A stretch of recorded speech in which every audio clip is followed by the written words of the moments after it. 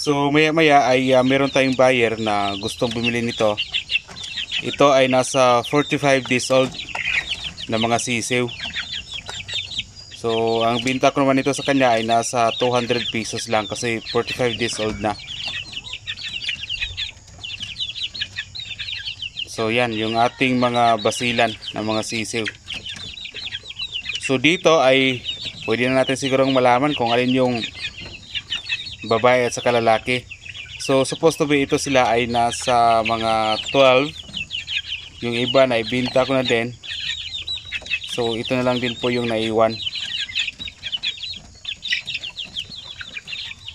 Then dito meron din tayong 45 days old. Yan. Mga shamuasil din yan. Meron din kukuha nito. Kaso mas mahal to. Ang 45 days old ko dito, ang binta ko naman ay nasa 350. So yan.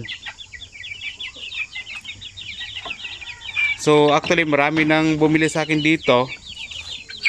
But minsan hindi na lang natin nakuna ng video, no, kasi para mapadali ang lahat.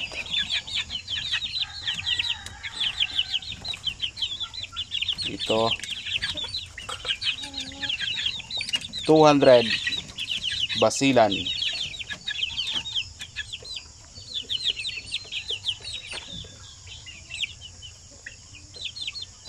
So ito pwede na tong pakawalan sa ranging area kung gusto ng ating buyer na anuhin to, na pakawalan.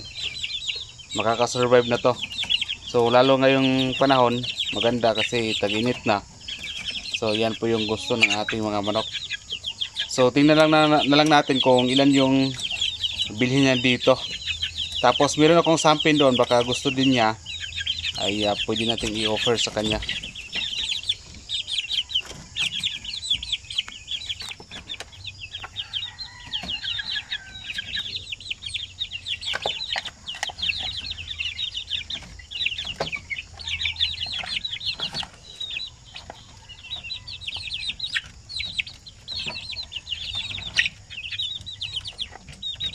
So hintayin na lang natin yung ating buyer. Sir, ang atong buyer. Sir, ngalan mo, sir? Jober Liamis. Jober Liamis. Ayan, nakasakyanan sila. So magpalit sila sa ato ag manok karon. Ato sa silang i-suroy-suroy sa atong manukan. So ang ato karon naa dire. Kini ang atong 45 days old. Pero kini ako iligya sa imo, mga healthy kayo na sila mo ba? Mga snappy pagid kayo. Okay. Pero kini actually buhian ang tanak ko ni siya. Oh. Pero nitawag man kami palit, di na lang ako buhian kay wasig malisod niya kog dakop. Mao ni siya. Na dire ang uban kani actually sir wa pag ginahuman ni kay pagpahimo ko na ibalhin ako ni mga tangkal na guba mo guto akong balay-balay dito. Kini mo ni akong pure basilan, no. Pure basilan gikan sa Kalinlangan. Oh. Ang uban bakante ni kay actually kapoy ang mag-atiman sa manok og daghan nga sa kulungan ang pagpainom tubig ba. Na dire ang uban galumlom ni uban dire ta ba. Mao ni ang ko ano, mo ni ang papa oh. Mga dagko kani, grabe kini mga pisua kay ulan init nagaakuan man jud ba. Oh. Pero dire ra gina sila na, wa gid sila nagkasakit. Kasagdan na ginako sila. Kisa to makasurvive nga walay sakit, walay sipon sa ulan ug init mo himuon ako breeder. Dire nagdagan kay galumlom actually wala pa ko incubator karon. Oh, actually 1 year na ko dire sa kuan, 1 year na ko dire sa dire Bukidnon. Kana dia galumlom na tanan. Kini mo ni mga basilan. Daggan gayon. 19 ang kuan. Bago pa ni sila mga 2 weeks pa ni. Kini ang manok nga giingon ako sa inyo nga gikan sa Sambuanga nga liwat. Muni ang gitawag og mga sampin. Sampis di ay. Nga sampin, Sambuanga Peninsula. Wala kay ni inani diri nga manok muni gusto nga ipanghatag bitaw sa mga farmers. Mga dispersal sa farmers muni ihatag nila sir. Muni ang ilang nga parents oh. Nakuha gyud nila mismo sa Orokita perting lagyo mga ko registered breeder gid og sampin nga pure. Dara. Muna sila ang mga sampin no. Mo ba? Muni ang mga registered breeder ni sila nga. Ang itlog ni nakabantay ko daghan man sila mga itlog. Wala po ko naka-encounter kay mga gasakit ni sila unsa pag-abot ani dire wala sad. Nay, kontak niya sa akong taga LGU Kugman ko sa 100. Hindi na ko kaya ang supply. Pero may ko short supply dire. Ako ba? Pero may ko short supply. Why problema sa pagbaligya lagi sa mga inani? Basta mga native kaya ni. Sa banig lang mo. Oh. Ano siya? Dire, na ako'y manok Pinoy dire nga Singalan? breeding. Manok Pinoy. Pareha kang manipinjol nga breeding ba? Oo. Bao di siya oh. Kani nga, laki. Grabe ka, bata pa kayo pero grabe, mamaak mo ganun siya, sir. Yawar dili ka. Ay ka nang, amang labok ba, grabe kita. Lagi oh. Kali siya, bata pa kayo nila, mga 6 months, 7 months, puro mo timbang na mga 4 kilos kapin eh. Ang kuwan mo gano'n eh, ang katanggiingon ni Manipinjol nga kining inani. Oo. Kanang mga, itang mga oriental, ana, gamay sa mga itlog. Ang kaning mga heritage nga, kini for example, color ani nga BPR, kada adlaw po na sila mga itlog. Ayo. Di man kada adlaw pero mo sala lang yung pila ka adlaw pero mas daghan sa produce nga itlog, so ang combination na nila mo na nga mas kuan kay sa sakit kana bitong dili sa basta-basta makasakit, daghan sa mga itlog. Mao tong naa didto sa akong i-kuan sa imo karon. Actually 45 days old na to siya. Lagi mo. Kung gusto ka mo try aning sampin, pwede sad.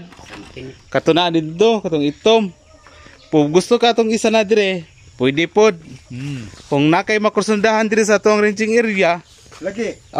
depende po sa imo. Pero kamay na, kamay kay Okay ra, kanina lang oh. Pila man kabukbay imong gusto. Kani, Pila sa pila nga na kada kanang inani sir, ga 200 na maguni sir kay dool mga 45 days na maguni. Ang katong dito nga sampin, pwede ra to na kung ihatag og 150. Oo. Pwede ra mag-combine lang kani mo kuha pagkag duha ka laki dire. Or depende sa'yo kung pila imong kuha mo kuha pagkag bayare. Kani mo maning kon ba? Oh. Ay, ikaw la bala magpili. Pwede po ganito sa sampin kay tag 150 raman to. Palit ko ato. Oh, kato na lang. Kung Then, dili po din sa kuan. Magpalit pa din ada. oh, mga pila makabuk yung paliton na. Unsa may ama asa may like ani? Pila makabuk laki imong paliton. Upat siguro. Opat ba ako pili kay kinadakan akong pilion sir para sa imo sir ha. Pili ta kinadakan na rin sir. Kare sir. Ay buta na niya ta. Ako kang pilian ani sir kay rong kaning ina ni brog nasa 17 ra na. Kini. Oh. Tulo ka kwan? Tulo ka. Tulo lima na ganina kasudlanan dito. Oh. Dela sira kanne sira. Laki. Sir kay mas may nga matanaw daw. Ako lang ako sa video kan. Kani laki gani sigurado. Ang baye with sa kana laki na. Laki. Brava. Laki. Bayi, asa may bayi ani ha tanah-tanah sa tagbayi.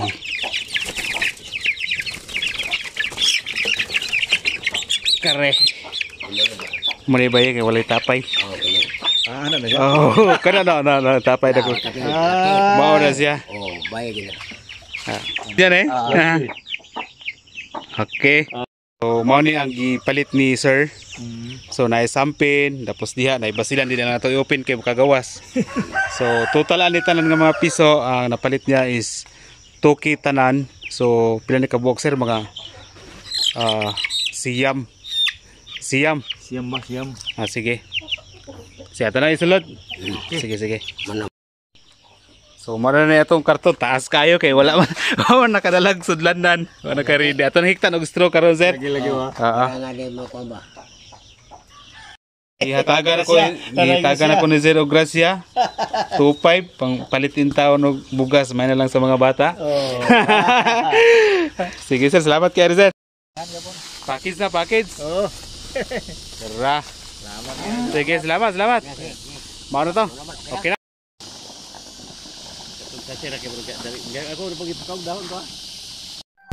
So yan na nga po no, ay nakaalis na po yung ating buyer. So shoutout pala kay Sir Juver Liames. Siya po yung ating buyer ngayon. So sobrang bait po ni Sir Juver Liames po. So instead na yung kanyang bilhin lang ay pure sampin at pure basilan. So nagdagdag po siya ng shamu asil natin ng mga sisiw. So yung total po na nabili po niya dito sa akin ay nasa mga 2,500 po. Si sir ay isa din po yan siyang negosyante din po. At aside that is siguro gusto po niya ng libangan sa kanilang bahay.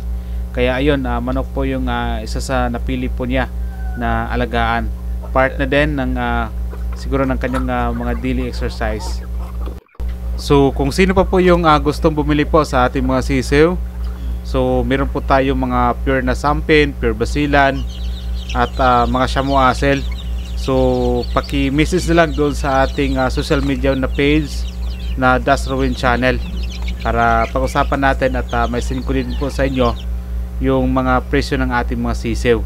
So sa lahat po ng mag-inquire ay sinisigurado ko po sa inyo sa abot ng aking makakaya, lahat po ng inquire ninyo kahit bumili man o hindi ay magre-reply po ako sa inyo. So maraming salamat po.